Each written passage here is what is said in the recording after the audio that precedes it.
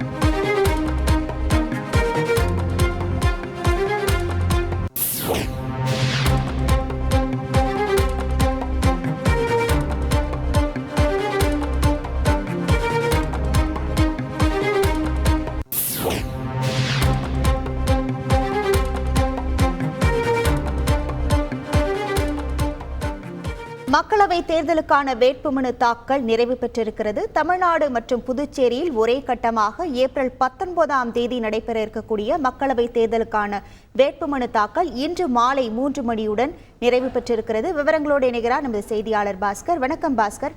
கடந்த 20ஆம் தேதி துவங்கி நடைபெற்று வந்த மக்களவை தேர்தலுக்கான வேட்புமனு தாக்கலானது இப்பொழுது நிறைவு பெற்றிருக்கிறது. மேலும் இந்த வேட்புமனு பரிசீலனைகளாம் எப்போது நடைபெற இருக்கிறது, விவரங்கள் என்ன? சுமார் ஒரு 820 பேர் மனு தாக்கல் செய்திருக்கிறார்கள். மனுக்களை 700 பேர் ஆண்கள், 120 பேர் பெண்கள் அடிப்படையில 39 மக்களவை தொகுதிகளுக்கான வேட்புமனு தாக்கல் என்பது மேற்கொள்ளப்பட்டிருக்கிறது. இந்த எண்ணிக்கை என்பது மாறுதலுக்கு உட்பட்டது. காரணம் என்னவென்றால், ஒவ்வொரு வேட்பு மனுக்களும் தேர்தல் ஆணையத்தினுடைய வெப்சைட்ல அவ்வப்போது அப்லோட் பண்ணுவாங்க. இதன் காரணமாக இந்த எண்ணிக்கை என்பது ஒரு 900 அதிகரிக்கக்கூடிய வாய்ப்பு. வேட்புமனு தாக்கல் செய்வதற்கு வருகை தந்தவர்களுக்கு டோக்கன் வழங்கப்பட்டு அவர்கள் காத்திருக்கிறார்கள்.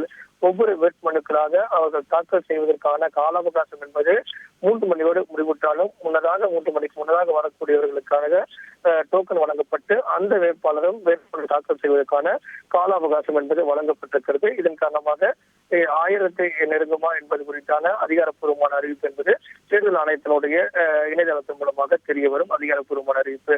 அதே நேரத்துல வேட்புமனுக்கான கால அவகாசம் முடிவுற்றதன் அடிப்படையில நாளை வேட்புமனு மீதான பரிசீலனை நடைபெறும். 2 நாட்கள் வேட்புமனு மீதான பரிசீலனை நடைபெற்று 30ஆம் தேதி 3 மணி அளவுல வேட்புமனுக்களை திரும்ப பெறுவதற்கான அவகாசம் என்பது முடிவடையும்.